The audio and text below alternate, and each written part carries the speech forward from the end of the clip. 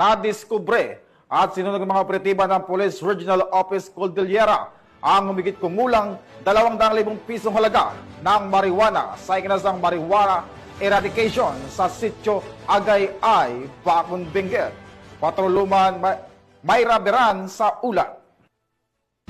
At mas kinaigting na kampanya ng Police Regional Office Cordillera laban sa illegal na droga na diskubre at sinunog ang humigit kumulang 200,000 pesos na laga ng marijuana plants sa sitio Agay-Ay, Cayapa, Bacon, Benguet nito lamang ka-7 ng Hulyo taong kasalukuyan.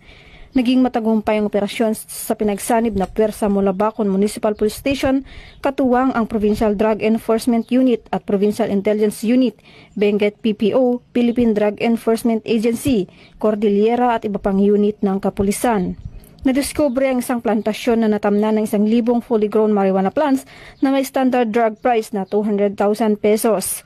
Agad na binunot at sinunog ng mga operatiba ang naturang mga tanim na marijuana matapos ang kaukulang dokumentasyon. Patuloy ang isnasagawang investigasyon at pakikipag-ugnayan ng kapulisan ng PROCAR sa komunidad upang matukoy at mapanagot ang mga individual na sangkot sa pagtatanim ng nasabing ilegal na halaman.